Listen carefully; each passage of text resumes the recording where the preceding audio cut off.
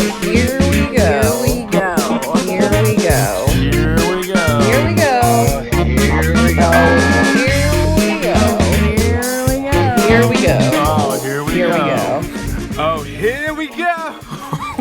Hello, guys. Hey. Welcome back to the Oh Here We Go podcast. I'm Stephanie. I'm Lacey. And what's up? Today, we have a really cool guest. Yes. Sex has been a reoccurring topic in these episodes and in my life. So what's going on? I mean, I feel like everybody wants to talk about sex. Dude, but it's so fun. yeah, it is fun. And I just feel like we are young and we're single and we're kind of, that's a big thing in our lives right now, because I've talked about this before, but I feel like I learn a lot about myself through sex and connections with other people. And I just feel like here, the ones that we're doing right now in Denver are all relationship based. And it's just been so interesting. And I'm like, wait, are we manifesting something that I'm not quite ready for yet? I know, because it's involving sex with women. Mm-hmm. Yeah. And it's not a door. It's a door that I haven't even been curious about. It's a door that I'm not even close to. I've never been curious about it until Halsey posts a picture. That's when I'm like, wow, the door is wide open, and then it closes. But I don't know. I've never been, and even in the conversation, I'm only curious because of like what I am like interested in finding so much, and we kind of discussed that. But yeah, it's just, I mean, I'm definitely into straight men. I haven't had that energy, like sensation towards a woman, but also I know that women knows how to please or pleasure another woman. So I'm just like, I am curious of what that feels like, to be honest. Because like, I would love to honestly do my homework, do my research, and figure out some techniques that I can maybe teach to a partner that I don't know. I mean, or even like learn together. Yeah. Women get it. yeah, and I yes, and that's like whenever I see our guest Kelli on, like she has her own podcast and she is just so open and fluid with her sexuality, and so in such a way that it's just like it's spirituality, and it's just so like it's almost hard for me to even just like watch her speak about it sometimes, because I'm just like, fuck. Like that's just someone that's so in tune with everything that I'm just like, God, I'll be like in traffic, just like watching her video, just like, fuck, I'm not ready for this right now. But it's so inspiring. And I know like a little bit, you know, like her and Connor and them bringing in a third in their relationship. And I'm just like that. I don't know. I'm just so curious about it. And we learned so much on this episode. And yeah, sex has been a big topic for us the past year, with me, and then past year with me, and really so much even like last year with you. You've been going through so much on Different sexual things. Yeah, we're going through different sexual experiences. Yeah, very, very different for different reasons. But along with what you were saying about Kelli, she has her own podcast. She has one with her boyfriend Connor. If you want to check it out, it's the Kelli Show or Okay Babe. But Kelli has this very ethereal, motherly, powerful energy. She's so well spoken, and it's just like, I'm in awe of her. I know. And she is someone that like challenges her own status quo and puts herself in front of her fears and insecurities to grow. Yeah. And I look up to her relationship that she has with herself, the relationship she has with her boyfriend, and the relationship that she has with this other woman. Because I mean, it did make her feel scary and insecure and like all the things, but she's like pushing herself, and she's just getting closer to her own internal freedom. And I think that is so beautiful, because that's one thing that I am aiming for, is my own internal freedom. And I just think that's so cool. Yeah. And like we talk about, I just think that she is someone that's living life to the fullest in that way. And I mean, a lot of people don't have the desires to do things like that, but I mean, but also I'm like, do you just not know that you have those desires? Exactly. I'm like, do I not even know? Yeah. But it's like, we talk about this perspective, and it is like a lot of fun, and it's about pleasure, and it's explorative, and it's all of these things, but it does take a level of maturity and a level of communication to make something like this work, because it's not easy bringing in somebody else, especially when you're hitting all of your insecurities and jealousy and all of these things. And it's coming from a place of like, hey, I trust you and I love you so much. Let's do this. Let's have fun together.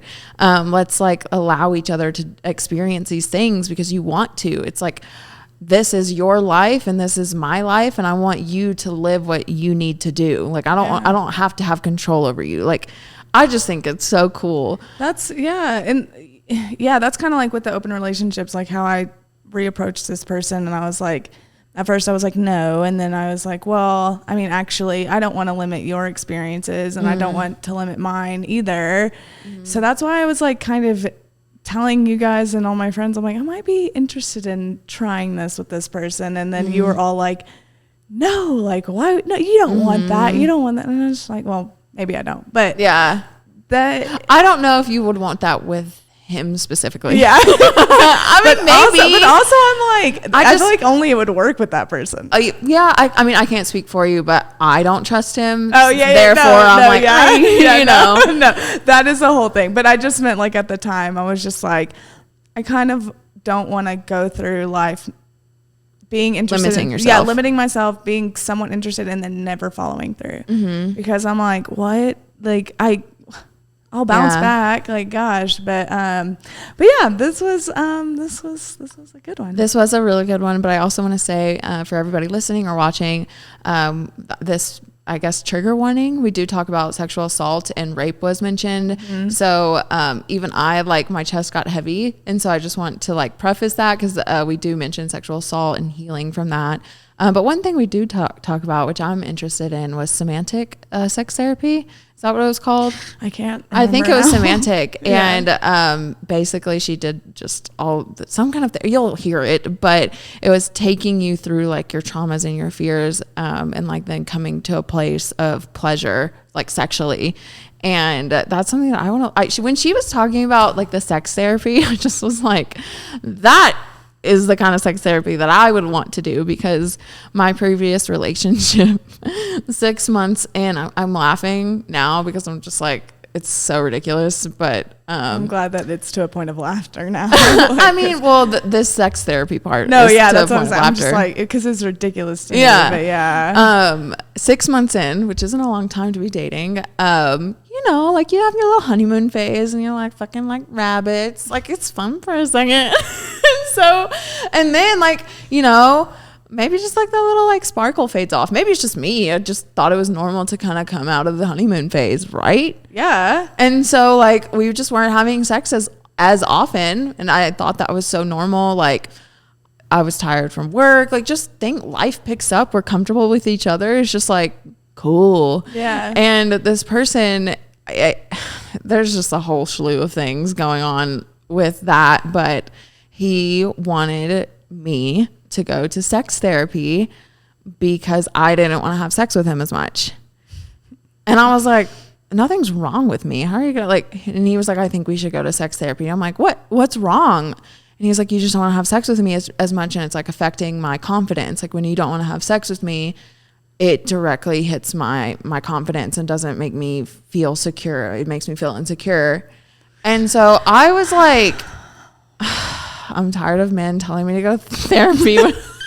Like, I'm in like talk therapy, but dear God, like I'm so tired of men trying to fucking fix me when I don't think I'm broken. It's just like, anyways, I was like, I will go to the sex therapist just to tell you that you're fucking wrong. Like I will go to sex therapy just so you can shut the fuck up. Like I will go just so she can be like, the therapist can tell you that, so what if your girlfriend doesn't want to fuck you as much? Like that's her decision. Like dear God, like get it together. Like did you ever go?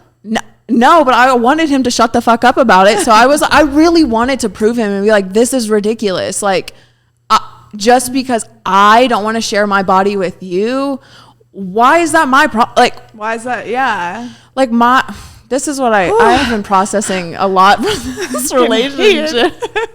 But like one thing, because sex is always pretty, and it's like really affecting me, and I'm like purging it out of my body. And we may talk about this in a later episode. Like our sex was just very weird. It's not like it was bad, but we had a terrible relationship with sex and like sharing my body. But one thought that I came after the fact is my body should never be a source of confidence for somebody else ever. Like what the fuck? Like the fact that he was telling me that I was making him insecure because I didn't want to have sex with him, like that is almost like a little bit manipulating. It made me feel bad. Like, oh, I'm the reason he's insecure, you know? And it's just like, your body should never be the source of somebody else's confidence. Like that's so fucked up to me. Like I shouldn't be like, you know what I mean? He should be sourcing his own confidence. It shouldn't be reliant on my physical body. Oh, I know. Yeah. Like I could talk about this fucking subject all day about that whole scenario. But I mean, yeah, like you were the model, like you, like when the model told him no, he's like, oh, am I like, you know, like it hit his confidence. And I was just like, dude, like I just don't want to share my body. And so it just felt like my whole sexual experience and like my sexuality was being stripped from me for sure. And now you have like you were leaving that relationship, you now had like this fear of like, okay, well, can I be sexual with someone? And it's trauma and it's fucked. And talking about it helps and like all that stuff. For sure. I've gotten to a place where I can talk about it now because I used to not be able to admit it's hard for me to talk about still, but I've gotten a lot better. And I do hold empathy for him because I don't think he's like a malicious person. I know we're leaving out a lot of details, but I just think insecurities suck. I don't think it's inexcusable for some of the things that happened. I just know he's not intentionally a bad person. Things that happened from a place of fear, anxious attachments, and insecurities. And that sucks, but like I was never meant to carry his insecurities, and I was. And I just think a lot of growth needs to happen, you know? I'm just always like curious about this, like this whole, like, he's not a bad person kind of spiel, but not like with him necessarily, but even in my own scenarios, I'm just like, yeah, you're not a bad person. You're not like a fucking serial killer, but like, where's the line? Because like you've now ruined a huge part of like he's damaged a huge part of you. So I'm like, where's that line? Yeah, there's some fear that I'm holding on to, like trust, and I don't know. I'm really trying to reclaim my power and my sexuality, and like I guess I totally am way more protective of my body and my energy now. Because like I mean, and that's good too. But there's still fear attached to it. Yeah. But I guess I am thankful that I'm more protective of myself now. It's a learning experience, but I wish that you would have never had to go through that. You know? Yeah, I know. So that's when we say like Stephanie and I have different sexual experiences. That's part of the reason why. Yeah, like I haven't been through. I've only had one experience with someone that was like pretty traumatic sexually, but not even to the level of what most women go through. And it was honestly in this past year in January, and I just feel so fucking gross, and I still feel gross when I think about it. And so I am like, okay, if I feel that like something so small on a scale of what happened to me, like I can't even imagine what women go through, that it's even deeper. And so I'm just like, yeah, different experiences. I can only relate on a small scale, but it's just like read the fucking room or read someone's energy, or just like, my thing is, because in some of my situations, verbally saying no, I do not want to have sex, or verbally saying no, and then like physically my body rejecting it. It's just like, what, like read the room. And also just like take no for a fucking answer the first time. Goddamn. Yeah. Like that makes me so mad. Like no should never be used as an invitation to convince someone otherwise and to arouse them. Like, oh, you don't mean that. Like, ugh, I was told I just like to try and get you. Like, how fucking disrespectful. I just want to crawl into a ball. Yeah, it's like I'm getting amped up because usually it's coming from a place of like sadness and uncomfortability, but right now it's like coming out as anger, and it's just like, god damn, because like this happens way more than it should. This is like way too normal to society and to people's personal lives. And like, I know I'm not the only one. Like, this doesn't make me unique. And that's what is also making me so mad, because like, I know I can relate to so many people and they can relate to me. And I know a lot of people listening, this is probably hitting a chord with some people because they're the ones that need to hear it. Yeah. So like, anybody listening, take my word. Like, I don't know how to say this, like, but God damn, respect people. Yeah. And we're gonna talk more about this on a later episode when we both get to a place of like being comfortable about it. But until then, we kind of dive in a little bit about like Kelli's life and what she's gone through and how she's like worked through it, and then how she faces her own like insecurities and fears now, and just a whole person, man. Like, she's incredible. Just and having like dating someone and him being so like such a rock for her to explore, her coming into being interested in women, and then them bringing in a third and having these sexual experiences. I don't know, it's just really powerful and so moving. Yeah. And like, again, we say, you know, trigger warning going into this, trigger warning a million times, like, so but yeah, this is a really good episode. We learned a lot. Again, this is why we love doing this podcast. And we kind of hope that it opens your mind to someone else's life that you might I don't know, be into. So, yeah, without further ado, let's hop into the episode. Yeah, here we go. Bye.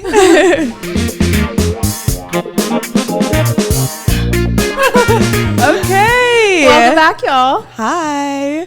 We've got Kelli on with us today. How do you say your last name? Kelli Tennant? Yep. Oh, okay. Good Sweet. job. I thought it was like a little bit harder than that. I thought it was like Tannat or something. I'm not that cool. This is not fucking Tarjay. Tennant. Well, I worked at Aeropostale for so long when I was younger, and they were like, it's actually Aeropostale. Shut up. Yeah. Is it really? Yeah. I feel dumb. In our like trading like video, they're like, it's Aeropostale, and I was just like, no, it's not. It's Whoa. not. What was, I mean, there was like Abercrombie versus Abercrombie. Abercrombie? That people did say it like that. Yeah. Abercrombie. Lacey started that trend. I am just going to go get an Abercrombie. Like, You two and your damn accents.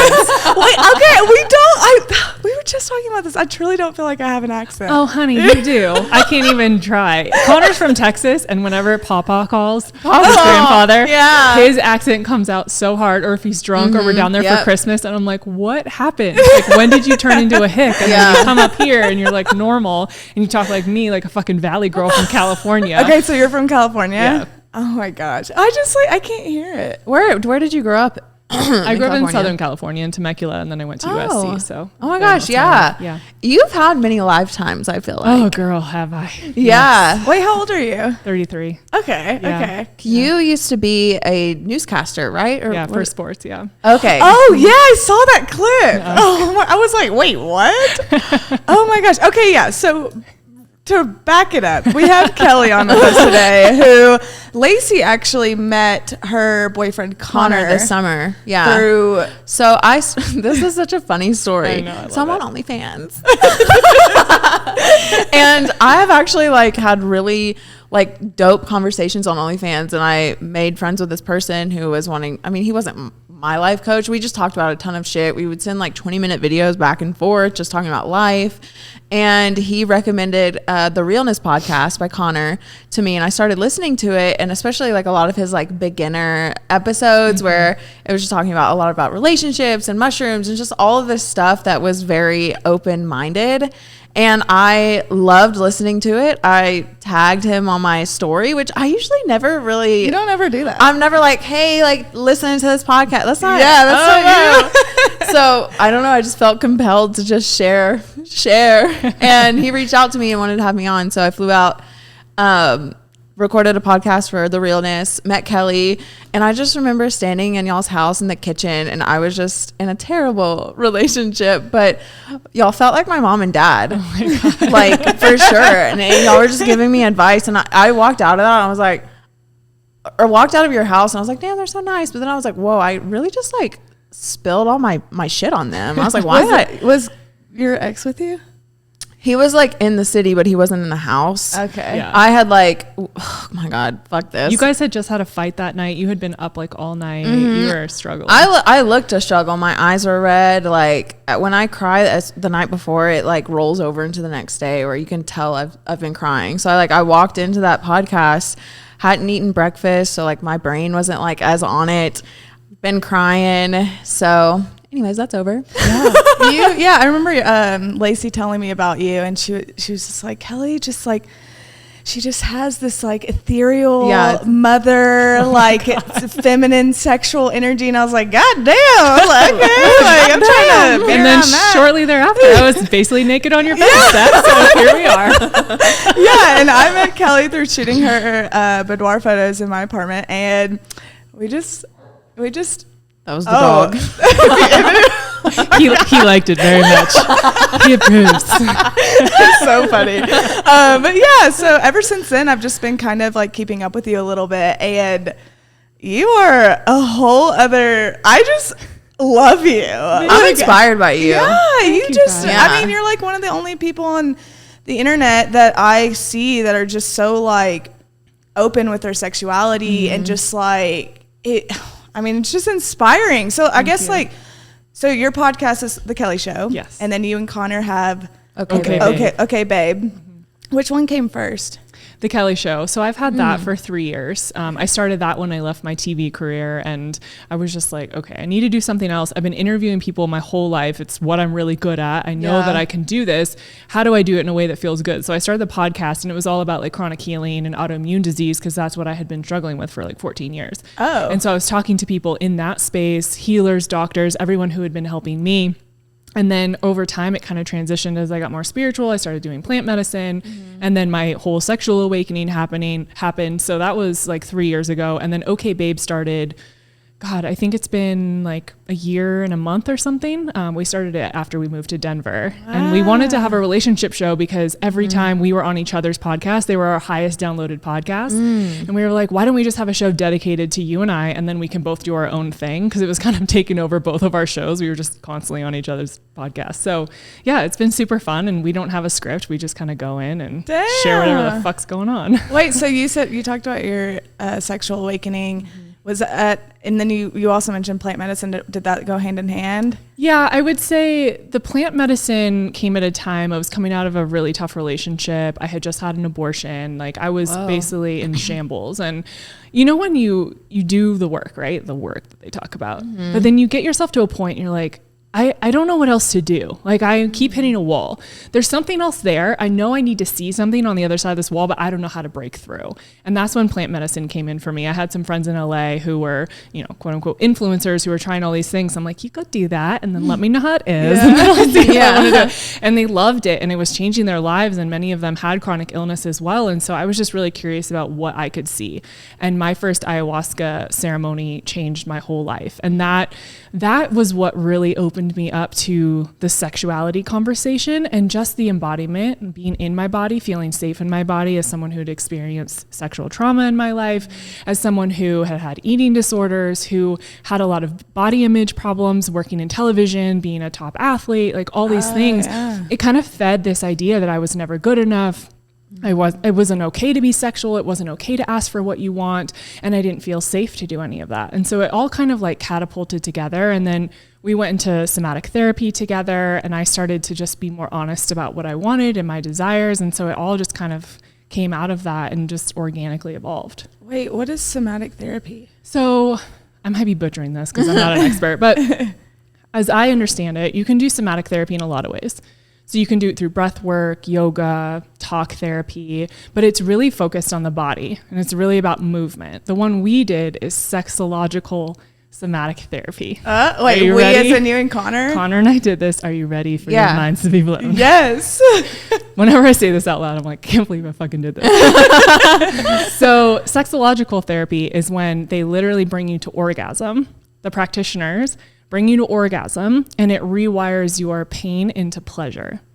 And so both of you have done plant medicine. So you know, like when you're in that experience, both of our mouths are like, yeah. What the fuck?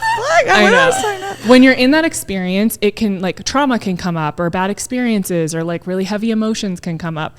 and you kind of move through them. And when you move through them in plant medicine, you can move like move your body, you can shake, you can throw up, you can cry, you can dance, all of those things. In somatic therapy, you're sober, but you're on the table, and it starts with them just touching you, like a fascia tissue massage. But when they touch you, it can bring up a lot of different things. It can bring up trauma, it can bring up past life stuff, it can bring up anything that's stored in the tissue of your body. And so the first like hour and a half on the table is that I was screaming, kicking, crying, punching pillows, like all the emotions there. Was it painful? It wasn't physically painful. It was emotionally painful. Is this like a shaman or an energy healer? Or no, these are like sexual therapists, like sex therapists. Oh, like trained specifically. So it's a husband and a wife. We worked with Jonathan and Heike Hudson. Okay. They're in San Diego now. We worked with them in NorCal when they were up there. But they're incredible. They're so well trained. They're like the best of the best, if I could recommend to anyone. But then the second half of the session is the sexological part. And so they're literally like touching your nipples, touching your head. His fingers are inside of you. Like the whole, it's not, I wouldn't say the goal is to bring you to orgasm, but it's to move. It's for your system to move from that pain of that trauma and rewiring it to be in pleasure so that you can experience pleasure, you can welcome pleasure, you can feel safe in pleasure. And they work with you on different mantras and all of these different things, and you go through like a lot of talk therapy with them as well. So it's kind of a combination of everything, but you're physically moving the shit out of your body. So is this recommended for people that have gone through like sexual trauma, or just anyone? I think it's for anyone. Yeah. For me, it was really powerful because I kind of got to like relive some of the trauma. And then, you know, the people I experienced it with, I got to like punch them via the pillow or like scream at them and say the thing that I didn't get to say when I was in panic mode and like couldn't speak. All of those things you kind of get to work through on the table. And so then you like rewire yourself into safety and like having processed it instead of it being stored in your body. Is this something that you can do alone or with a partner? You can do it either way. I just happened to be with a partner. I would have done this when I was single. It's totally fine. But it was just powerful because we're not in the room together when we're doing it. We do it separately, and then we do some of the talk therapy together. Whoa. But yeah, it was really powerful. I am interested in that. I mean, it's bringing like a heaviness in my chest because this is something that I've kind of been recently going through that I feel like I've been needing and have been purging this out of my body. But damn. I didn't even know that was a thing. Me neither. It's gaining a lot more traction. I mean, the sexological is very extreme, and I wouldn't recommend it for everyone. I'm just like very much like all in kind of gal, and I'm like, Same way. I see trauma. Let's handle it. Yeah. But I did it. There's this woman in LA that I worked with, and she literally just sat next to me on the couch and talked to me, and I had a transformative experience with her. And she does somatic therapy, mostly through yoga and breath work. So you can do it in a lot of different ways. Yeah. I really want to look into that. Yeah. Nervous. Because it sounds like, I mean, you go there, but I want to go It's there. not for the faint of heart. Well, how long have you and Connor been together before you did that? Is it like a month? Not even 6 months. Oh, that's so awesome. I know. Connor and I have a very interesting relationship. I knew I was in love with him before I physically met him. Okay. Yeah. How? I just knew. I was like, this is the person. Wow. Whoa. We talked a lot. Like on the internet? We talked, we text and we voice memoed for like 2 months, maybe a month, And 6 did y'all weeks, connect whatever. through Instagram or something? We found each other through our podcast. So Whoa. I was about to go do ayahuasca for the first time, and I was looking for podcasts about it because I didn't really know many people who had done it. And so I found his podcast and I just started binging it. And then I reached out to him on Instagram, and then we just started talking. And I was not in a place to be in a relationship. I had just broken up with my boyfriend a few months before. And I was just like, this guy is different, like something, I just need to know him. And so we just kept talking, and he felt the same way. He wasn't looking for something serious. He was dating a bunch of girls and just like having fun and being himself. And then we just realized it was like getting really serious. And so the first time we met, we were just like, holy shit. Like when I hugged him, I was like, I am home. Like it was unlike anything else I'd ever felt before. And I was like, what the fuck is this?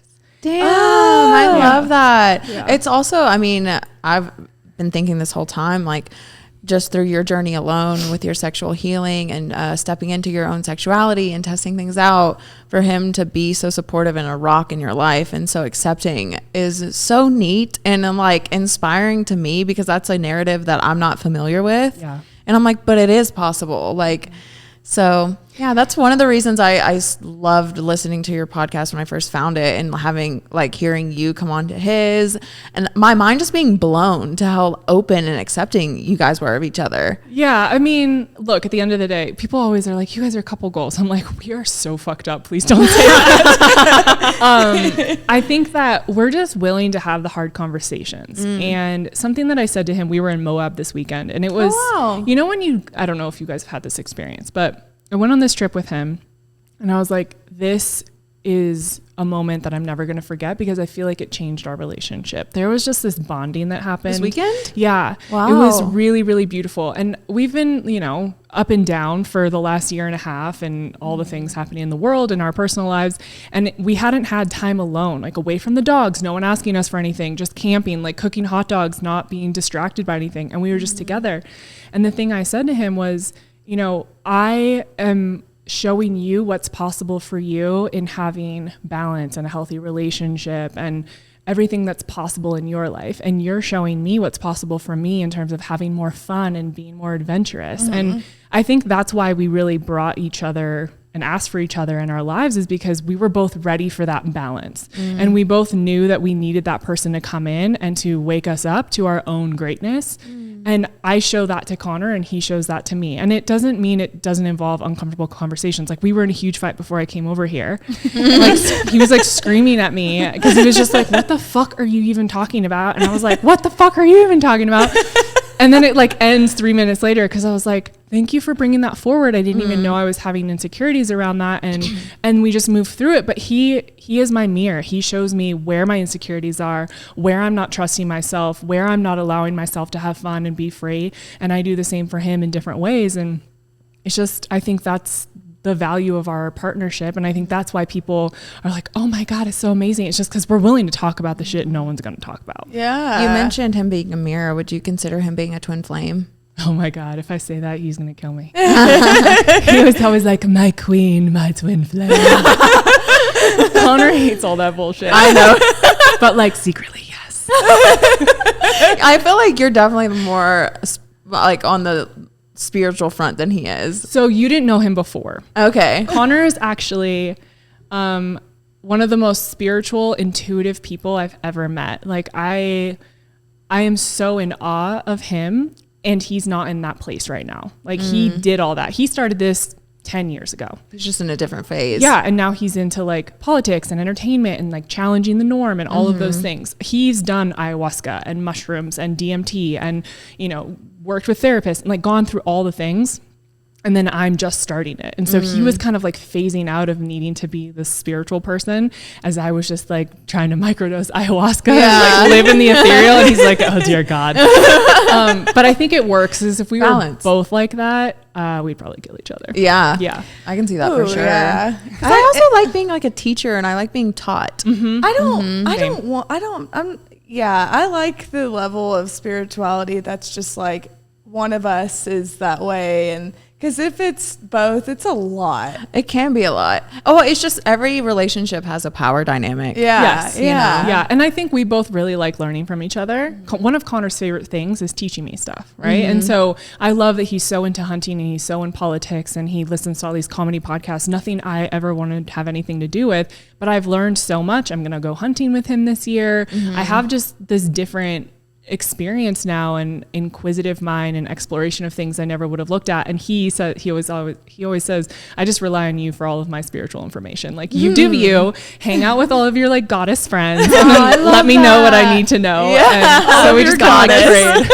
Cute. Dude, he better listen to this. We're gassing his ass up. Better, what the hell? How long have y'all been together? A year and a half? Just a little over 2 years. Wow. Yeah. So, I mean, obviously, when you guys first met, you said he was dating a lot of women, and were you doing this? Like, were you dating men? Like what? How did it get to the point of being solid? Yeah. So I had just broken up with my boyfriend a couple of months before, and I was basically swearing men off. I was like, I'm fucking done. Like, I just want to be by myself. I hate everyone. And he had been in a really serious relationship for a couple years. And then when he left Austin, he was just like, I want to date people. I want to feel it out. I don't want to have anything serious. And so when we met, it was not the way we planned it. And it was like the best surprise for both of us. Cause we were like, oh, you're the thing that I didn't even know I needed, but wanted so badly. And so we just had a lot of honest conversations about what we wanted in life.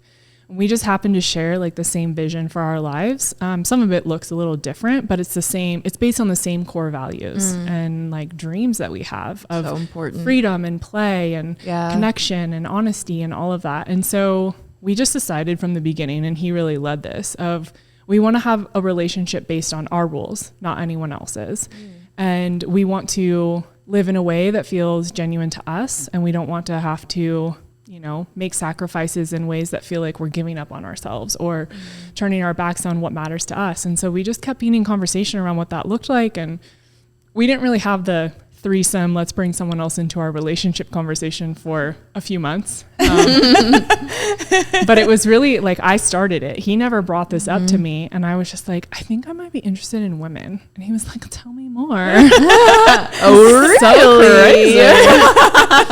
So I just started explaining things, and I was like, I'm having these feelings and desires, and I don't know what to do with them. And he was like, well, I've actually always wanted to have a relationship where I'm with someone who's bisexual, or at least curious to have those experiences. It's something I really want to have. And so we just started talking about what that would look like. And you guys, I was a fucking shit show for a year and a half. Like, I still am sometimes. It's just so overwhelming because not a lot of people that I know do this. And so you're just like making it up as you go and feeling weird and like don't really have anyone to talk to, because it's like people like you who are like, wait, what the fuck do you do?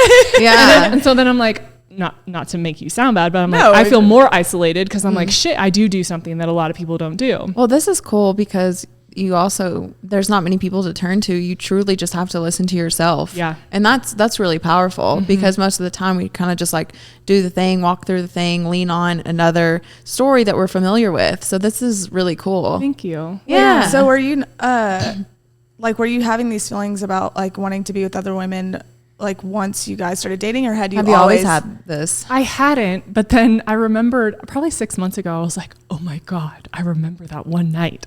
I was at this party. I was probably 21 or 22, and I was with a girlfriend, and we were in Malibu, and I got wasted. Like we drank so much tequila, and we were staying at our friend's house. And so she and I ended up sharing a bed. I don't remember anything, but the next morning she woke up and she looked at me and she was like, do you remember what you did last night? And I was like, no. And she said, you were groping me all night and like touching me and holding me. And she's like, not in a bad way. I'm not mad at you. She's like, but I just kept having to tell you, like, Kelli, no, like, I don't want to do that with you. So I think I was like a lesbian when I was really drunk, but like something was coming out, but not when I was sober. Cause I had made out with girls in college when I had been drinking. Okay. But like, that was it. I never really thought anything about it. And I honestly, I've had this really hard time with women my whole life. I was bullied as a kid. My parents really pinned women against me in a lot of ways. I was also very smart, very good at volleyball. So it was very much like a jealousy, have to be better than them. And so I never really had good female relationships. So to your point, I don't think I ever even let myself explore that. Yeah. So I was like, no, we are separate, like stay over there because I feel threatened by you. And that brought up a lot of insecurities. And I think as I've healed those wounds and like love women and have amazing friendships and all of that, I realized we're not separate. And I saw that in an ayahuasca ceremony. I went to his place in Costa Rica with him, and he was doing a retreat there at Soltara. And what I saw, what I call my soul home, was we were all blobs of energy, and it was all feminine energy, and it was like blues and pinks and purples. And I literally felt myself melt into the mat, into just energy. And we were all connected. And what came through to me was that this is why you're attracted to women, is because you are all the same. Like, you are one. And what you see in her is what you actually acknowledge in yourself. And something I've said for so long, ever since I started being sexual with women, is that every time I'm with a woman, in looking at her and acknowledging her beauty and everything she has to offer, I'm actually acknowledging myself, which is so powerful. Whoa. Yeah. That is Whoa. That's such a neat perspective. Yeah. What? Wow. Oh my gosh. This whole talk about women lately make me like, Are you getting a little wet? We're like having to question some things. We're like, yesterday we had someone come on and teach us about lesbian sex. Ooh, cool. Yeah, we learned a lot. Oh my god. we're so sheltered. Do you want to know a funny story? I've never told this publicly. I hope these two people don't kill here we me. go. So the girl that Connor and I have been dating. So one night we were all hanging out and she and I were downstairs and we were trying to figure out how to scissor. We learned about that. So we literally came upstairs and we were like, Connor, can you pull up YouTube on the TV and pull up scissoring? This is so cute. So we were in lingerie, looking all sexy and shit, while he's on the couch like scissoring and like pulling it up on the TV, and we're all watching it together, dying laughing. And I was like, "What is my life?" Oh my gosh, how fun is it to? Because I mean, girl time is girl time. Like It women is. just get each other, you know, and it's different. It's nice to have someone that has like the same kind of like body. You Yes. know, I don't know how to like better say that, but you know, like we kind of have the same body, like know what's going on, and kind of like into similar thing. I mean, just chemically, men and women are so different, and to have like a woman also share more similar things. I feel like you mentioning like both coming up in lingerie. I was like, how fun. How fun to So like fun. get dressed up and both feel sexy and like I love that. Connor's not super into lingerie. Like it's not a big thing for Men him. really aren't, unless it's No. like photo. Okay, in person they aren't, but in pictures they are. Exactly. Like Yeah. Connor is not a huge guy about lingerie, but he like died over the photos you took Yeah, of me. that's what I try to tell women. I'm It's like, so funny. lingerie is for photos. Yeah. I'm It is. sorry. Like, But like that's something that she and I have enjoyed so much is we went shopping for lingerie together. God. We always are like, okay, which one do you want me to wear? And we'll like pick out outfits and then we're like, oh my God, that's amazing. Well, Connor just can't get our clothes off fast enough, you know? And so I don't know. It's something I really enjoy. And I think girl time, it's true. It's like hanging out with your best girlfriend, but also having sex with her. It's like there's something about it where you just know each other and you understand, and like she knows how to lick your clit because she's had her clit licked, and you know, it's like she knows kind of how it works. And I don't know, it's such a different dynamic. It's not even comparable to being with a man. I can't say like one's better or worse because it's just so different. Yeah. So I guess to backtrack on that, because I definitely want to get into that more. When did you guys start? I guess you said a few months into the relationship, you guys started talking about bringing out women. Mm-hmm. What was that process like?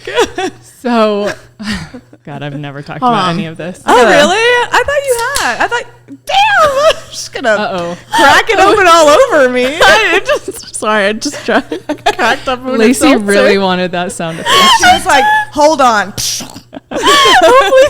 Should have shaken it up. Hopefully it sounded cool. Let us know, everyone, if that little can pop sounded cool. Can be a part of the show for your segments. Yeah. Anyway, for you ASMR listeners, yeah. So how did that all come about? So we, there was someone named Becky. Of course, Becky. Becky was our imaginary friend. Okay. Oh, I was just about to say, is this a stage name? So part of like getting comfortable with this was just talking about it when we were alone, right? Because for me, the idea of bringing someone in was so fucking scary. I was like, I don't know how I'm ever going to do this. I have so many insecurities and so many fears. This is so outside of my realm of anything. And I know you guys don't know me before, but I used to be extremely type A perfectionist, control freak, like stick up my ass. So this was just like me. So this is like just so outside of what I've ever been. And so I remember one night, I was like on top of Connor, we're having sex, and I don't know how it happened, but we started talking about this imaginary girl and like what she looked like and like what her name was. And I think he asked me like, what's her name or something like that. And I said, Becky. I don't know why. So Becky is like a long standing running joke for us, but that's how we got into it. And so we just started talking about it in a fantasy type of way, which I actually recommend for everyone. If you're never going to do this in reality, talk about fantasies like this, because Little role play action. yeah, not everything is meant to happen, right? There are things that we talk about in fantasy that I don't want to experience. Like the whole open relationship where he's off fucking some girl and I'm off fucking some guy or fucking some girl. Like those things I don't want to happen. That's just not for me. But sometimes it's fun to talk about them in bed when you're all aroused and like, Yeah. you know, if you make up someone or if you see some girl and it's like, you can play with it. And it can make your own sex life better. And it did. Like, it started to make our sex life better because Connor and I both admittedly get bored. And I would always get bored. Like, okay, it's the same shit over and over. And he is someone who really appreciates novelty. So he likes something different. And so it was like, how can we infuse more of this different into our own relationship? And then if we want to be with someone, then we can talk about that. So we did that for a few months. And then we ended up hooking up with one of my really close friends. And he initiated it. And I was just scared shitless. And it all ended up being great. We all had so much fun, and it happened a few times. And then things were not good because we weren't in the same headspace, and it just got a little out of hand. Like you all three weren't, or like mostly him and I. She was just kind of like, okay, like just tell me what to do. I've never done this either. And he wanted one thing and I wanted another, and it just like blew up in our faces. So we had to like take some steps back, which actually ended up being really great because we had to have those conversations of like, okay, we need a better foundation because this shit is not okay. And so we just kept having more conversations, and then we hooked up with someone else, another friend. That one was funny because Connor got thrown out of his own threesome. Yeah. She literally asked him to leave. She was like, I'm good, but like the thing that's making me uncomfortable about this is you. So if you could go, I'll just be. I love that. But she had never done it either. And well, she I mean, was good for her overwhelmed. for like asking for that. Totally. And it ended up being great because that was the second funny. time I had been alone with a woman, and it was actually really beautiful. And I'm so grateful that we had that experience. And Connor was fine. Like, he jokes that he was so annoyed and upset, and I was like, whatever. I have so much. I love him. He's such a goober. And then it just kind of progressed. And then we met this girl. We call her Roxanne. We met her in January. And this is the most we've ever been with someone. Usually it's like 1 or 2 times, and then everyone kind of moves on. Like, they find a boyfriend or like it's not right or whatever. This has just been like more long-standing and really organic and easy. And so were those other people kind of like the unicorn kind of vibe? Yeah, I would say so. Is there a difference in that? I don't know. I don't know So either. the Roxanne girl is currently? Yes. Okay. How did you go about finding, I mean, you said that the previous girls were your friends. So what was that conversation like? Like, hey. I can't imagine. Connor honestly handled all of that.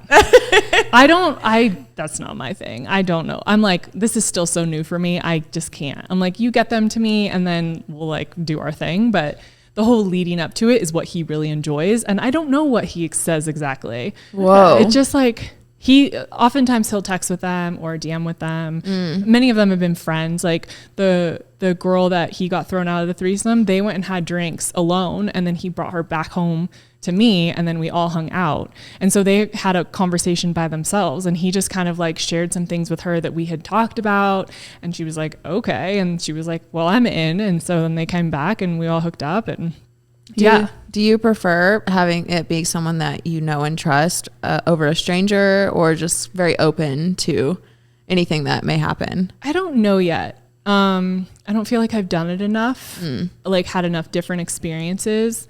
I like what we have now because I do trust this person so much, and we've been able to create this bond. I would consider her one of my closest friends, and I know for a fact she's not trying to screw with our relationship or do anything shady. She's so respectful. So that makes me feel really good, and it also allows us to push the boundaries. Like the things that we do with her sexually are a lot farther along than the things we do with people I don't know. Oh, okay. Right? Yeah. So like before, he wasn't allowed to kiss anyone.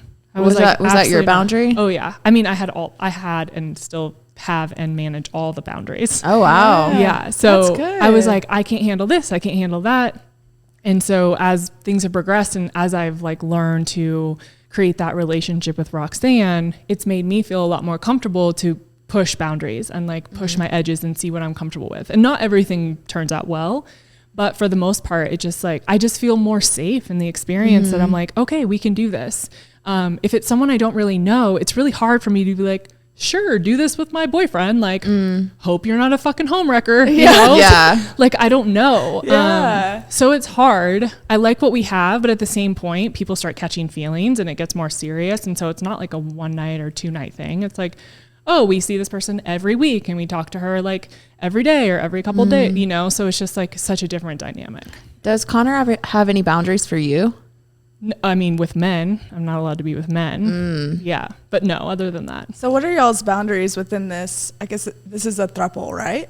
Or is it not? Or is it just, is this a sexual relationship, or is it more of like a exclusive, emotional, exclusive relationship? Or are you just kind of like figuring it out? Yeah, we're figuring it out for sure. I don't know. The thing we don't like to do is like label things, because it can change from week to week, right? Okay. And, I think for us, like, we're not doing this with anyone else, and she's right now not dating anyone else, and so it's just the three of us. And we hang out like once a week, sometimes twice a week, just depends on like all of our schedules. And there's definitely an emotional connection. Like, she and I are super bonded and really close, which is really nice. And the two of them are getting closer. But they don't hang out alone in a sexual way. They went and got drinks together alone. But that took me, what are your boundaries? So that took me so long to get to that point. Wow. Yeah. It turned out great, right? It's like some things that you think are going to be a really big deal end up not being a big deal. And then other things you're like, yeah, I'm totally fine with that. And then it happens and you like feel like someone stabbed you in the chest and you're like, I think I'm going to die. So it's really just like playing it by ear and figuring out what happens and just allowing yourself to be in conversation. And even with her, right? We have conversations in bed. I've freaked out a couple of times where I'm like, I'm overwhelmed or this is too far. And so we've all just like stopped, like have a talk, like a reset, and then go from there. Wow. Which I think requires like very adult, mature ability to have conversations. Absolutely. And willing to go there and be uncomfortable, because it's not super fun when you're like trying to have sex and then someone's freaking out. Yeah. So our boundaries, he doesn't have sex with anyone alone. He doesn't do anything alone with women other than if he wants to go get drinks with them by himself. I can pretty much do whatever I want when it comes to women, but he doesn't want me to be with men. So Do you care about that at all? I always tell people, I'm like, I've had enough dick in my life. Like, I know all the things. I've done a lot, and I think I'm good for now. Yeah.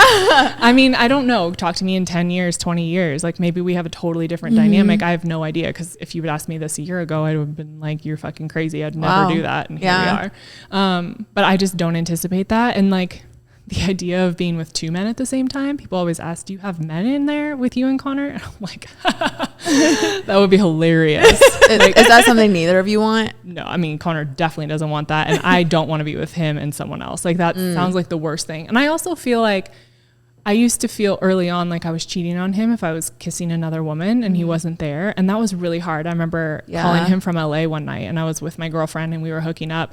And I had to stop in the middle, and I called him at like 1 o'clock in the morning sobbing. And I was like, I feel like I'm cheating on you. Like, what the fuck, blah, blah, blah. And he had to like talk me through it and be like, you're not cheating on me. It's okay. I told you to go do this.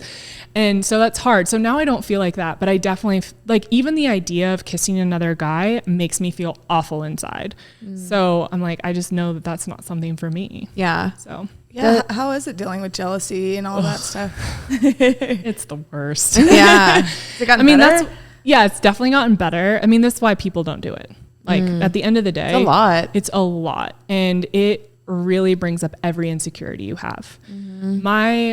Some of my biggest wounds and fears are not being good enough and abandonment.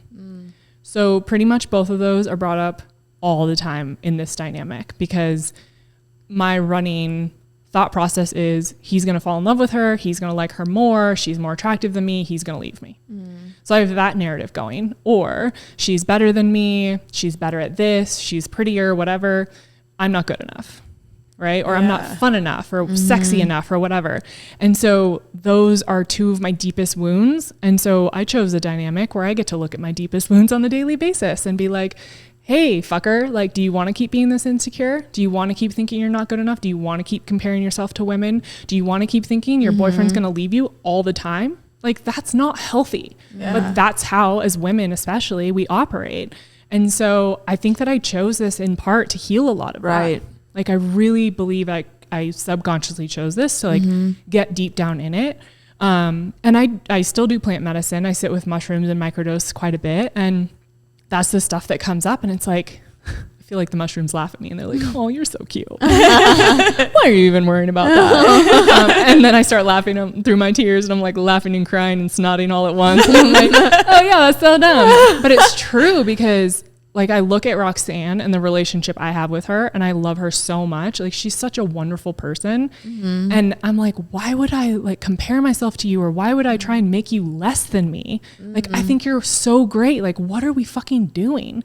And this goes for anything. This goes for business. This goes for fucking Instagram, like all the things. We're constantly just like comparing, like, oh, she has this and I don't have that, and blah, blah, blah. And it's like, why are we playing this game? And so I feel that in this way, it has brought it out so much. And it's allowed me to really look at myself and call myself out and be like, is this the life you want?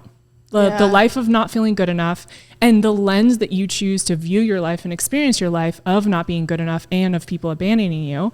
Or do you want to look at it through a lens of like abundance and pleasure and possibility and curiosity, which feels really fucking good? And like, if he's gonna leave you, he's gonna leave you. Like, you can't stop let that. it go. Yeah. So it's changed me a lot in that way. Wow. Yeah.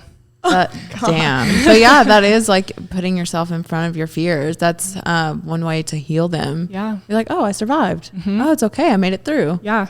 Does Roxanne have any boundaries? Does she have any intentions with this? Like, where is she with all of this? Like, how's she doing? Yeah. How's she doing?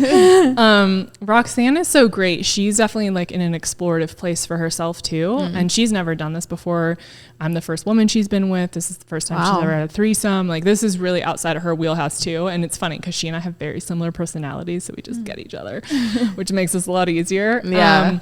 But we have a lot of the same like core fears and wounds and like girl stuff and you know, all the same insecurities. And so for her, it's like she always says like, I want to do this until it doesn't feel good. And I love that because it's hard when you have expectations and like, what is this and what does this become? And like a lot of people in polyamorous relationships or open relationships, they end up like, everyone lives together and they like raise babies together and all this stuff. And like, oh, I didn't know that. I'm just like, that's a no for me. And that's a no for her, which makes it a lot easier. And we talk about that stuff. So then it's like, well, if this isn't leading to marriage for 3 people, if this isn't leading to like a commune or I don't even know, everyone being in love, then what is it? And it's like, well, this is a fun thing that we do and we all really enjoy. And then when it's over, and then we're friends. And that's really our intention in this whole thing, is to have fun together and to be friends, whatever that looks like. And I always say like, this ends when she finds someone and she decides like, I don't want to do this anymore.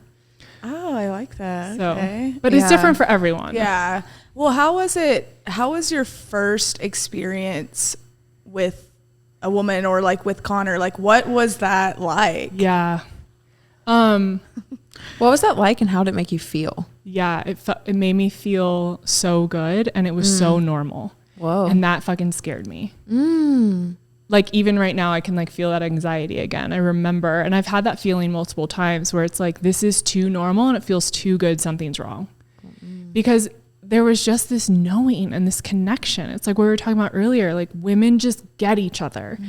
And I felt, not only did I feel like I was so close to these women, but I felt like I was closer to myself. I felt like I was seeing myself for the first time in a lot of ways. Yeah.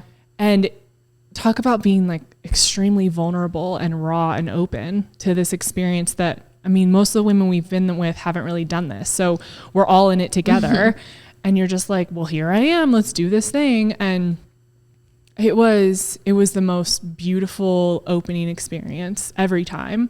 And doing it with Connor, it's definitely changed. Like in the beginning, I was always like focused on like, okay, what is he doing? Is he enjoying this too much? Like, how is he looking at her? Like, I was just so in my head. And I was telling Connor and Roxanne the other day, it was so cool. I stopped myself in the middle of us being together just briefly in my head. And I was like, whoa, I haven't thought about anything this whole time. I've just been present. And I wasn't in control. I wasn't the one saying like, let's do this, or this is how it should be. I just like was present and allowed them to dictate what was going on. And I was so happy and it felt so good. And I was turned on by their intimacy.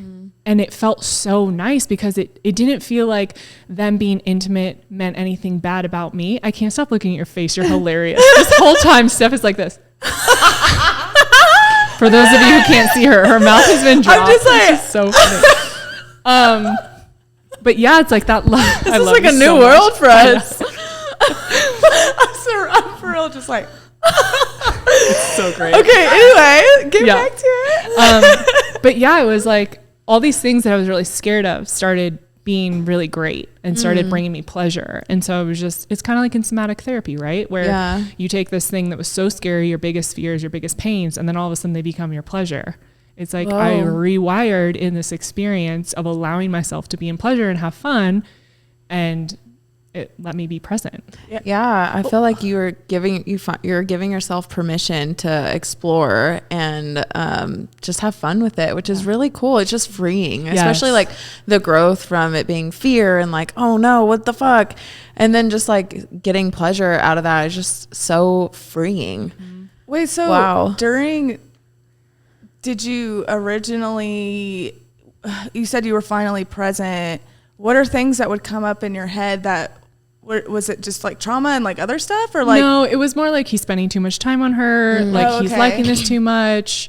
I don't feel like he wants to be with me. I feel like he's enjoying his time with her more. Things like that. Okay. Yeah. And so, so it's still like a process that you work through. Oh, wow. Yeah.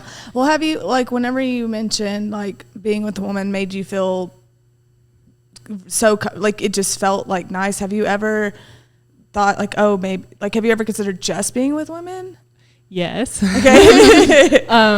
I definitely had to have that conversation with myself because I was like, am I a lesbian? And then I was like, no, I like penises. I would say I'm mostly straight, but that I really enjoy having these experiences with women. And I came out like a little over a year ago on my podcast talking about I'm bisexual. I had this realization, blah, blah, blah. And I don't even know that I would characterize myself as bisexual. But at the time it was like, oh great, I have a label and something to like share, because like what else do I do? And this is so new. And I wanted to share it with my community because I think it's important. But now that I look at it, I don't really feel like I identify with that. I don't want to be in relationships with women. And I think the actual definition of bisexual is that you'll be with women or men. Okay. I actually really love being in a relationship with Connor, and I love that we get to do this thing together. And then I can have these experiences alone with her or, you know, other people, but that it's not something that I like want to have all the time, you know? Oh, okay. Yeah. Because I like that masculine energy. I like the dynamic of male female. I mean, you guys, you're girls, you know, like girls be cray. Yeah. Yes. And I don't think I need that much craziness in my life, but like love you, respect you. Yeah. Wow. Okay. So yeah. Dang. So, okay.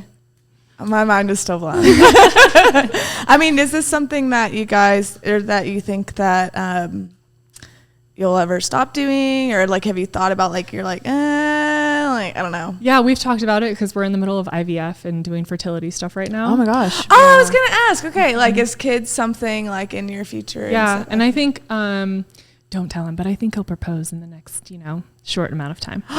You will? No, he will. Oh, yeah, right. I was just about to say, damn, bitch, I like that. I mean, I can totally see Connor would literally break up with me. No, we're talking about getting married soon, and we're doing the whole fertility thing. Going to do the transfer next year because I'm going to be, you know, 35 soon. So, it's important. Okay. So having the fertility conversation, having babies, like that's going to change things, right? Am I going to want to like have some girl riding my face while I'm 7 months pregnant? Probably not.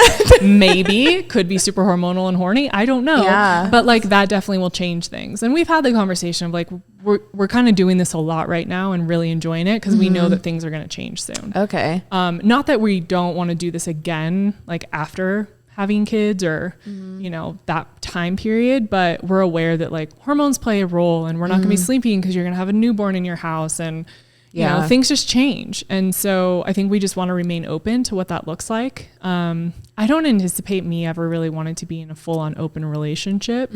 It just doesn't feel, to me, it doesn't feel healthy. But that's just my take right now. Oh yeah. And maybe down the line when we, you know, we are married and have a couple kids and like need something to like spice shit up, maybe that's what we do. But yeah, I don't know. Just very open to whatever. Yeah, because I'm someone who always has expectations.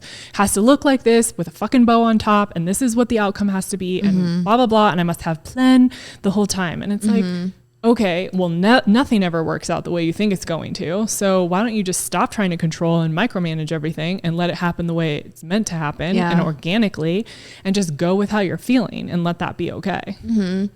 One of my best friends, and you kind of said, like Roxanne said this, she wants to do it until it doesn't feel good anymore. One of my best friends, he hasn't been in a relationship for so long, but he takes the stance of, I just want to have fun till I'm not. Yeah. Yeah. I think that's important.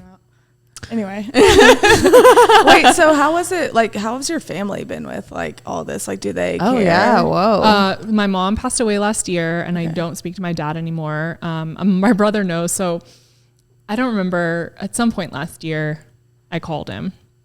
I think it was last year. And I was sobbing, and I was shaking, and I was sweating, and I was like, and my brother's 2 years younger than me, and I was so nervous. I was like, Steven, I have to tell you something. He's like, okay.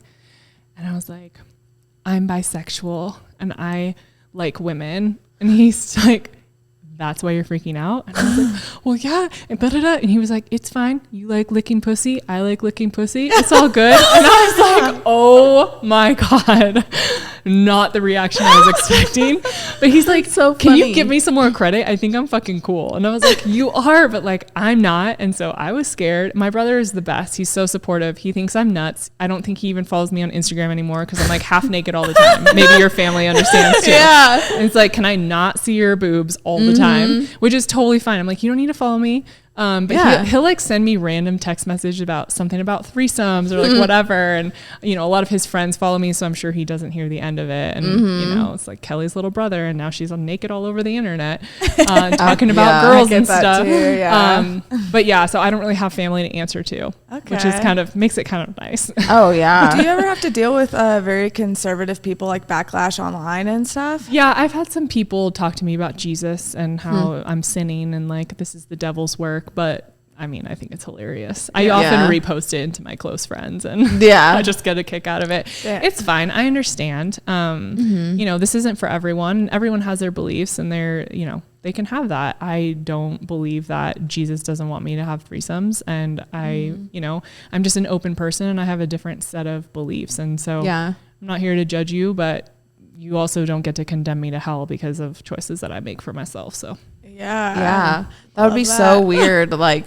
commenting that on somebody else's page. You're going to hell. Like, I mean, it's like that's like my grandmother and like all those people. Oh yeah, it's just I'm not like, I don't care enough about somebody else's life to like be like, hey, but you're like doing shit, and these people are in like they're not little Bodak towns doing nothing. So I learned a lot when I worked in television. That really helped me thicken my skin. And then I came out about my sexual assault a couple years ago, and I was like all over the news everywhere. If you Google me, it's like all the things. Was it in the workplace? Yeah.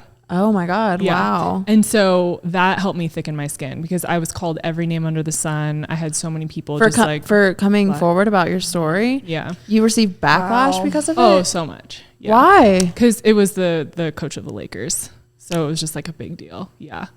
Damn. But he's not the coach anymore, is he? That's how it is, man. It's fucked. Yeah. But it taught me a lot about when people come at you, like none of those people were there.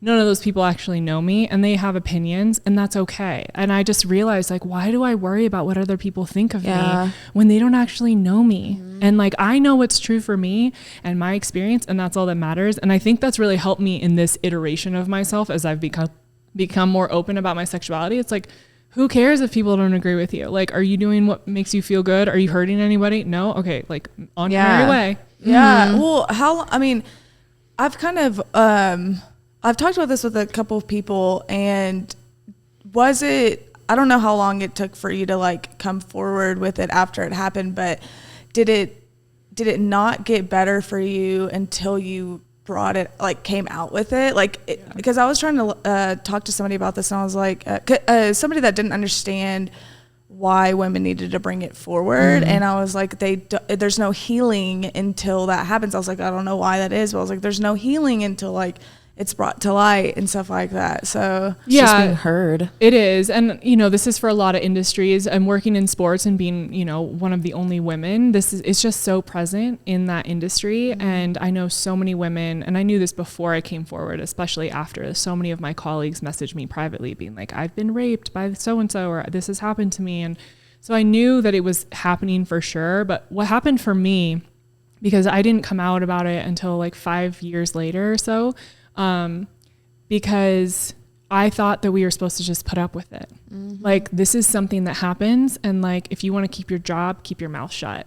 And I remember when all the Harvey Weinstein stuff came out, and I was watching the news and I was like, wait, this isn't okay. Mm.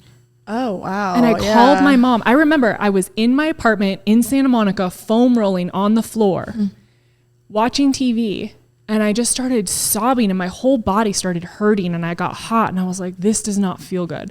And I called my mom and I was like, Mom, what happened to me isn't okay. Like, all these women are coming forward. I can say something. And she was like, of course it's not okay.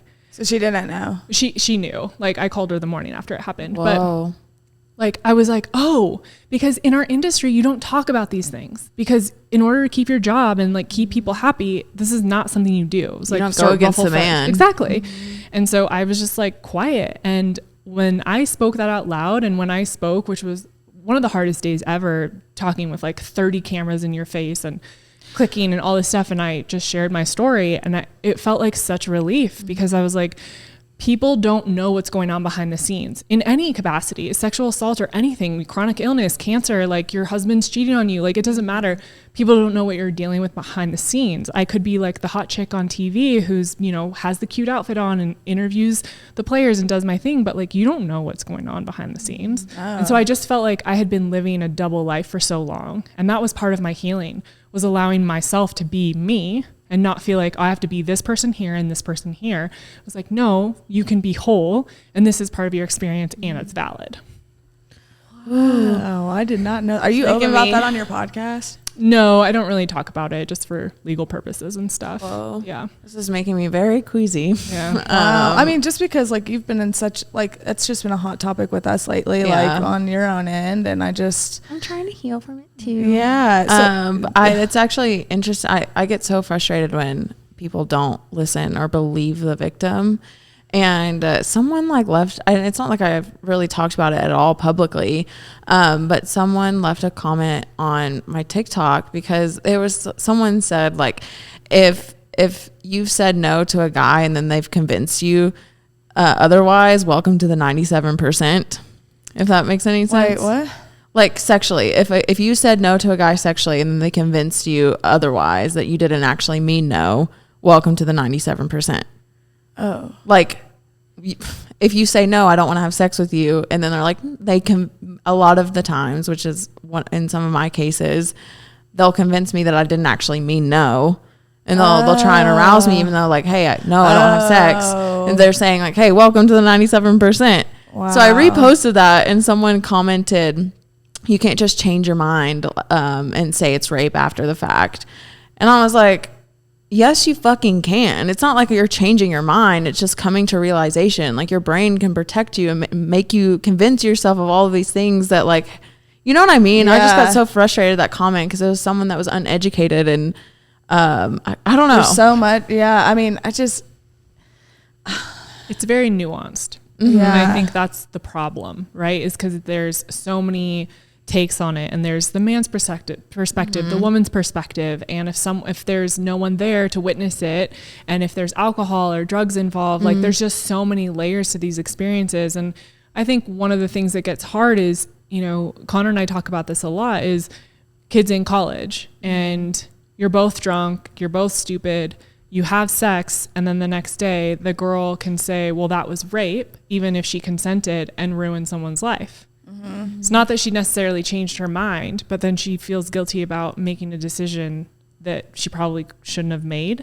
And so, but then she can ruin his life, even though she consented, right? That's like a nuanced version of this. Mm-hmm. Or there's a case where you said no, and then you got manipulated into a situation and you still stood by your no, but like this whole thing happened. I don't really think that's changing your mind. I think it was a no for you the whole time, but you got manipulated into it. Another layer of things, right? Yeah. And that's the problem, is it's not even about believe women or, you know, take the victim side. It's like, there's so much to this. And it's so difficult. And the legal system is not supportive at all. And there's so many loopholes and bullshit. So, Wow. Take a deep breath. Jesus Christ. Oh, I didn't know we were going to get on that topic, but damn, I learned a lot. Jesus. Well, is that like what you were kind of working through with Connor, like in the, like with the, in the somatic therapy. Yeah, that was part of it. Wow. Yeah. Damn. That's a lot.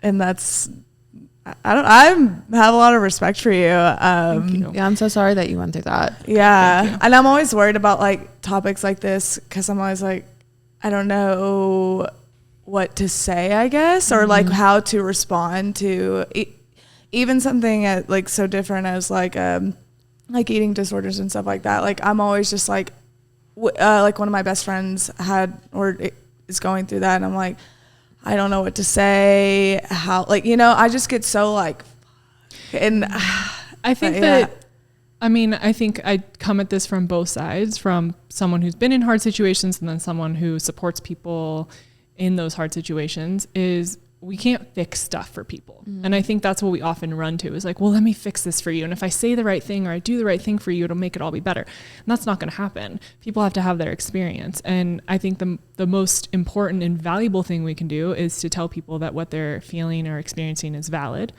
and that you're here for them. Yeah. And like, I hear you and I see you, because oftentimes that's really what we want. We want to be listened to. We want to be heard and seen for whatever our experience is, and not make it invalidated because of something, whether you don't believe me or you think I'm being crazy or you think it's dumb. Like, yeah, why do you have an eating disorder? That's so dumb. I don't have one. I have a great relationship with food. And it's like, well, you're not in my experience. So like, that's valid for you, and you go through that, and I love you. Wow. Yeah. Sometimes that's all you need to say. Yeah. And it's like, I've been really trying to like withhold my own opinions, like, because that's not my life. Like, Right. So why would I project my life opinions onto somebody else?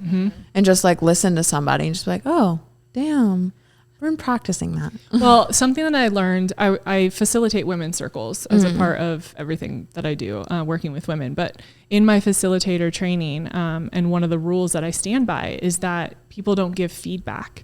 So as a facilitator, I give feedback, but if you're in my circle, I say, Stephanie, are you open to my feedback? And you reserve the right to say no. If you want my feedback, I'll give it to you. Yeah. If you don't, your no means no. And I'm not going to give you unsolicited advice. I've been practicing that. Yeah. I'm like, hey, sometimes if someone doesn't ask me for advice, I won't give it. But sometimes if I feel compelled, I'm like, hey, is it okay if I give you some advice? Because sometimes you don't need somebody's unsolicited opinion, because it can also confuse the brain. Yes. You know, because like you have your own thought, and then when you have all these other thoughts coming in, you're like, wait, which one do I want to pick? Instead of just listening to your own true intuitive thought. But think about, as women, all we do is talk at each other. You say how you feel, and then I say, oh, I know how that feels because my boyfriend did that to me yesterday, and let me tell you about my experience. So now I've totally taken away from you being able to share your experience. Maybe you didn't need me to say all that. Maybe you just needed to fucking get it out of your body and say it. Yes. But that's a new level of respect and self-awareness to not have to give that feedback. And when I facilitate, I ask if I have permission to give feedback, but then no one's allowed to give feedback to each other. So there's no like, oh my God, Julie, totally understand, blah, blah, blah. It's like, no, you have the floor. This is a non-judgmental space for you to share. And then that's it. Oh, I love that. It's so healing. Yeah, for sure. How has this been like for Connor, like to work through all of these things, like with you? Like, I mean, like I feel like men mostly don't know how to like be there for women through things like this. So like knowing that you like went through the therapy, and then he was with you through, like how has he been through all of this? Yeah, Connor struggles if he can't fix something. And so early on, I would say the first year of our relationship was really him trying to figure out how to hold space without feeling like I need to fix it. And if I can't fix it, it doesn't mean I need to get angry and start like, you know, being hostile, because he would get hostile and like frustrated because I'm feeling something he doesn't know what to do. And so he's gotten so much better, and he knows that I just want to be held and I want to like voice things out. I need to talk things out. He's not really like that. He has like more of an internal processing system where I have to say everything out loud. And so he knows I'll just be like, I need to talk through this, and that's it. Or I need you to hold me. I'm having a really hard time. And I think as long as he kind of knows what's going on, if I can like verbalize a little bit of it, and he's like, oh, okay, it doesn't have to do with me. I didn't fuck up. Because one of Connor's fears is that he's not going to love me, right? Or like that he's messing up. And so if I'm upset and he feels like he did something wrong, he beats himself up, but he projects anger. Whoa. So that's like our little dynamic that we've had to navigate. And it's difficult, but we spend a lot of time communicating so that we know how to hold space for each other. I, in turn, know that when he's processing, I like to hover and like be all over you. And that doesn't work for him because he feels like he's being, you know, like strangled almost and being put into a corner. So I physically keep about 6 feet of distance from him. Like I'll sit on the other end of the couch, or I'll pull up a chair and he's on the couch, and I don't talk down to him. I don't stand up if he's sitting, because as a man, that feels awful. And he doesn't like to be smothered when he's processing something. He doesn't want to be touched or anything. And so what is his attachment style? Avoidant. I'm avoidant. Yeah. When I'm upset or like whatever, I cannot have people touching me. I like, ugh. When I would get in arguments where I'd be frustrated and people try to touch me and like comfit me, I just need to be alone. I'm the opposite. Yeah, I'm anxious. I'm like, touch me all the way. Yeah. I'm like, just do Make that. me feel okay. I actually don't know what mine is, but I need to figure it out. But anyway. But yeah, so we've just learned kind of how to hold space for each other. And I mean, we've both grown a lot. We're both, I think, much better people than when we met, because we've been each other's mirrors. We've held the space. We've been through challenging things. And we've been willing to get uncomfortable and messy with each other so that we could have the dynamic we have now. And again, we're not perfect, but we move through difficult things a lot faster, and we experience a lot more pleasure and play because of it. You guys are like, just, I know that people are like, oh, a couple goals, but like really when I think about you two, it's just like so like solid. And I feel like it's just because it's like you go through things that like if a 1% of another couple would go through, they would just like shatter. Yeah, we were talking about that the other day. We feel like we lived many lifetimes together last year, because my mom passed away. Our puppy was killed in an accident. I lost my relationship with my dad. The year before that was my sexual assault case that was public. We had been together for like 2 months. We did that. We did somatic therapy 6 months after being together. We moved in after 2 months. We moved to Colorado from LA together after 8 months. We did like all these things. And then we were quarantined together, obviously, in the second year of our relationships. And we built a company together, started a podcast together. Like, yeah, so much. We've done so much. And so I think we just have a different perspective, because I've never done this much with a person. Yeah. Maybe like one version of that, but not all of it together. Damn. Yeah. Yeah, I just love it. I think, I mean, back to like the couple goals, you allow yourselves and each other to be free. And like, love that. you're just giving each other freedom. And I think that is so beautiful. That's what makes it so strong and powerful, because giving somebody else freedom is hard to do. You know what I realized about a year ago that was really transformative for me was that in all my past relationships, I felt like I had ownership over my partner. And that control gave me a sense of security. And this was the first time where I consciously chose, I do not want to own you. I don't want to feel like I own you. You are not my possession. You are your sovereign self and I am my sovereign self. And so how do we create that dynamic in our relationship? And that really changed for me. So every time something comes up where I'm like, I want to own him or he's mine, it's like, remember, this is a value for you. You don't own each other, and you get to have your own experiences, of course, with respect and boundaries to each other. But I think we've grown up in this society that it's so much about codependence and ownership, and he did that to me and I'm the victim and blah, blah, blah. And it's like, no, like take responsibility for your fucking experience and know that we're all humans doing our best. And like, no, I don't believe that abuse is okay. Like get out of that relationship, but we're all just doing our best. Like we're all going to be brats. We're all going to be hangry. We're all going to like do dumb stuff. how can you show compassion and at the end of the day understand like this is what's important to me and let the other dumb stuff go. Wow. Damn. Quote. Yeah. Yeah, that'll be our quote on our IGTVs. Damn. Well, wow. I think that wraps up all of our questions and some. Yeah. So are you two gonna go have threesomes now or what? We honestly might. I never have. I'm not I've opposed to it, but I also like, it's just like, it's the fear thing, you know. It's like a story I'm unfamiliar with, and I guess I've never really been curious about it, but I mean, shit like this keeps popping up in my life. I'm like, who's trying to get my attention? I don't even know what to do in a threesome. I think I would literally laugh. You guys, it's so easy. It's easier than being with one person. I swear to God. I don't know why. The flow is like organic and simple. And one of my favorite things, I'll just say this, is if Roxanne is kissing me and Connor's going down on me. You know when like a guy's going down on you and there's like, what could make this better? Oh, a hot girl making out with me, right? It's things you didn't realize would be so cool, and they make the experience so different and awesome. It's just, and it flows. Like I thought it was going to be so clunky, and sometimes it is. And it's like, nope, we don't fit like that. Yeah. That's not going to work. But for the most part, it just like is so flowy and organic. And I don't know. It's like you feel so attended to, and then you're taking care of someone else. It's, yeah. I've never even like kissed a girl, so I would feel like we've kissed each other on Molly. Molly. Okay. That doesn't count. Don't quote me on this, but Molly is very helpful. Okay, I was about to say, I was like, there's no way I could do it sober. I would have to be on everything, like, and then maybe I could get the hang of it. But I don't know. I was approached about being in an open relationship last year, and at first I was like, no.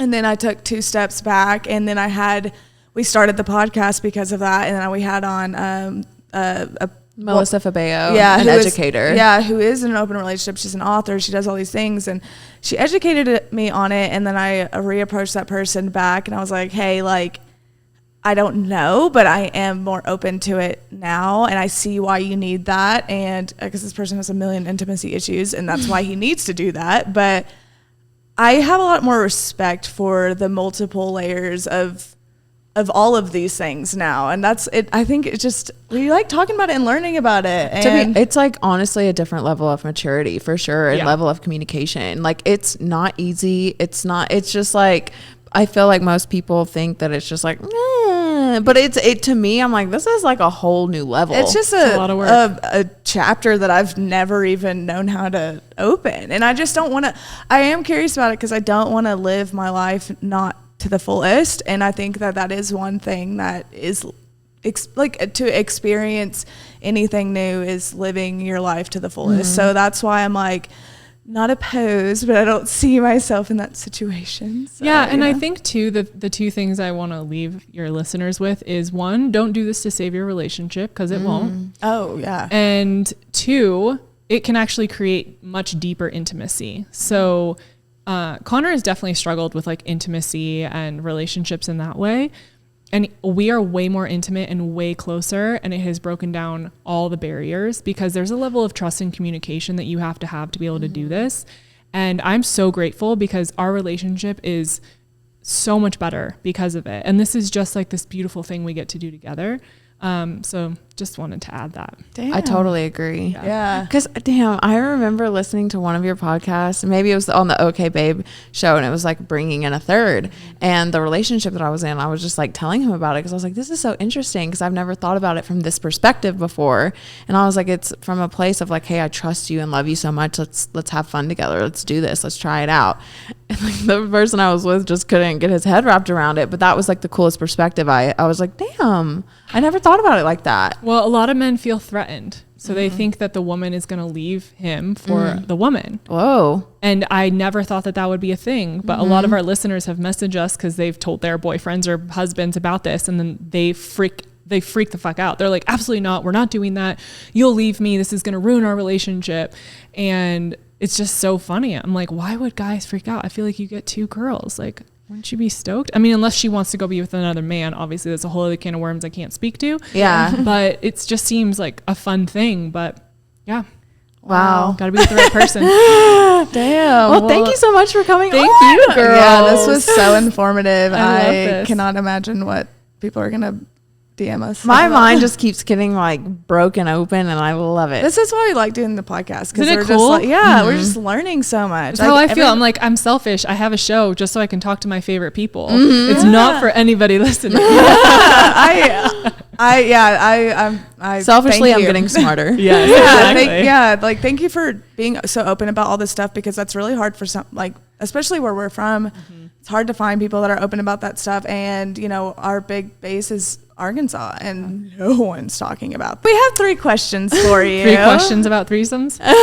Maybe no. What is your favorite way to eat or cook a potato? What? I know. Baked. Yeah. Baked sweet potato is the jam. Baked Rubbed sweet in olive potato. oil with butter. Yeah. Okay. Okay. Okay. Is that I love this. Okay. Yeah, Yeah. great. If you could be good at any Olympic sport, hot or cold, what would it be? Oh my God, gymnastics. And I'm 6'1", and I was 5 feet tall in kindergarten. And when I tried doing gymnastics when I was little, my feet would drag along the floor when I would like flip on the bar thing. So they had to tell my mom at 3 years old, like, I'm so sorry, your daughter can't come here. She's too big. What? Okay, Life wait, for ruined. reference, how tall are you? 6'1". Okay. Whoa. Wow. Damn, but I would do gymnastics too. Gymnastics. Right? Aren't they Yeah. so fucking cool? It's so fun to watch them like flip and then twirl. And And then they just, walk on the balance beam, and I'm like, how do you do this? Everybody's answer is gymnastics. they're just so poised. Yeah. Yeah. Mine's synchronized swimming. Oh, wow. I mean, like, that's hard. It You're is. fighting in a whole other element. And your head's underwater, and you have to stay in sync with the person next And to you you. can't I breathe. can't even dance by myself, like on flooring. So I didn't even think about that. Yeah, like you can't even. Yeah. We Anyway. should YouTube some of this. please. I want to see. Synchronized swimming. Oh, I would love to. Okay. Okay, last Anyway. question. Would you rather smoke on the beach, smoke weed on the beach, or smoke anything of preference, or trip in the desert? Ooh, trip in the desert. Yeah. Connor and I did mushrooms in Joshua Tree together like a month after we met, and it was one of the most magical days of my life. So Yeah, I have one of those. yeah. Rip. Tripping with a significant other there's nothing like it. Dude, yeah. It's so special. But okay. Thank you, you ladies. again. Oh, Yeah. Wait. Tell everyone where to find you. Yeah. So I'm at Kelli M Tennant on Instagram, and then the Kelli Show as well. And my website's kellitennant.com. And then Okay Babe. Okay Babe is our podcast together. And then Connor, because we've dropped him. Yeah, down a he's little bit. basically been here, fucker, ruining my podcast time. He has a podcast called Politically Homeless, and then he's starting his interview show back up. It's has a new name and doing all the things, but that's not launched yet. So you can find him at Connor Wanders on Instagram or Politically Homeless. Okay. Damn. Well, gosh, thank you. Thank you for coming on. And guys, thank you for listening. And We'll see you in the next episode. yeah. Bye. I don't even know where to wave. Bye. Bye. Bye. Yeah.